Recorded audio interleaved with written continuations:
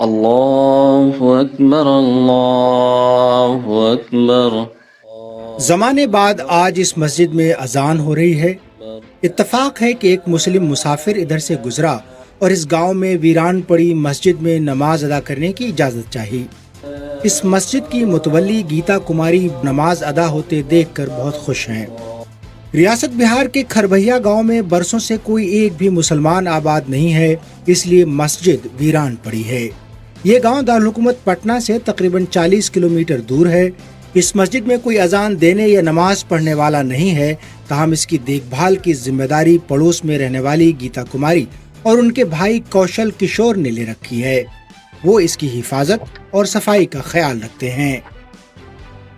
یہ بچار تو برسوں سے تھا، لیکن 2019 میں ہم دونوں بھائی بہن ایک ہی ساتھ دیکھ کر بولے کہ یہ جو مسجد کی استھتی اچھی نہیں ہے، بڑھیا نہیں لگتا ہے دیکھنا اس جرجر استھتی میں، اس کے لیے کچھ کرنا چاہیے۔ اور اسی کے بعد اس کا نرمان کاریہ شروع ہوا۔ یہ مسجد بوسیدہ ہو کر منہدم ہو گئی تھی اور گائے بھینس کا استبل بن چکی تھی۔ پھر گیتا اور کوشل نے اس کی مرمت کروائی۔ تعمیر نو کے بعد یہ محفوظ ہے، تاہم اپنے نمازیوں کے لیے ترس رہی ہے۔ مجھے وہ مسجد ایک خاص دھرم کی جگہ سے زیادہ لگتا تھا کہ اپنے گھر کا ایک حصہ ہے، تو جیسے اپنے گھر کا کوئی ایک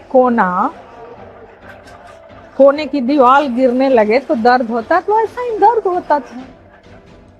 کھربھیا سے تقریباً 80 کلومیٹر دور واقع ماڑی گاؤں کے اجے پاسوان پوجا پاٹ ختم کر رہے ہیں، تاہم اب ظہر کا وقت ہو چلا ہے، اس لیے انہیں اپنے گاؤں کی مسجد میں اذان دینے کی جلدی ہے۔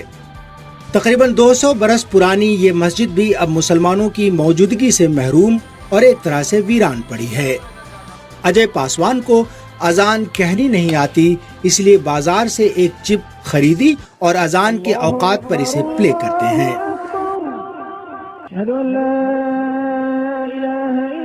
یہ پروگرام ایک ہو گیا۔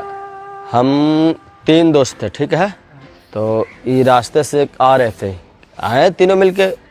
اب تینوں مل کے آئے تو بیٹھے، بات وچار ہوا، تو یہ جو فرش دیکھ رہے ہیں اس میں بہت جنگل تھا، تو تینوں مل کے صاف کرنا چالو کر دیے۔ صاف کرتے کرتے کرتے مطلب اب سوچے نہیں ایسا نہیں ہوگا، یہ فرش کے بنایا جائے۔ فرش کے بنا دیے۔ فرش کے بناتے بناتے پھر سوچے نہیں، اس میں سانج بتی ہو گئے، اگربتی لوہمان جلاوے تو ذرا اچھا رہے۔ وہاں سے مطلب ہم لوگ کا موڈ چینج ہوتے چلا گیا۔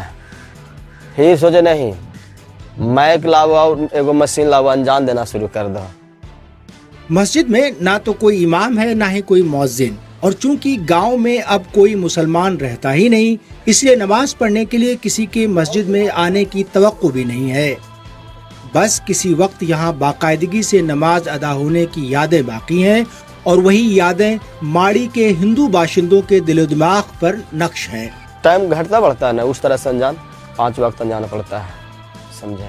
نماز تو ہوتا نہیں، اس لیے کہ ہم ہنڈم کوئی رہتے ہیں نہیں، تو نماز نہیں ہوتا ہے، سمجھے، اس لیے نماز ہی رہے گا تب نا۔ گاؤں والوں کے دلوں میں مسجد کی تعظیم و تکریم بھی ہے، چنانچہ کسی بھی شادی برات کی تقریب سے قبل یہاں کے لوگ سب سے پہلے مسجد اور اس مزار پر حاضری دیتے ہیں۔ پہلے سے بھی آج کو لوگ بھی سردہ ہے کہ گاؤں میں جب فنکشن ہوتا ہے تو سب سے پہلے اسی میں گوڑ لگے جاتے ہیں، تبھی کہیں جاتے ہیں، باراتی یہاں سے نکلتے ہیں۔ ایک ایسے وقت جب بھارت میں مذہبی جنون اور نفرت کی بنیاد پر سیاست کا ماحول ہے، جب مسلمانوں کے مذہبی مقامات کی توڑ پھوڑ اور مساجد کو متنازع بنانے کی خبریں ایک عام بات ہیں، تو اس ماحول میں اس ویران مسجد کے تئیں اس گاؤں کے ہندوؤں کی تعظیم و توقیر کا یہ عمل ایک مثال بن کر سامنے آتا ہے۔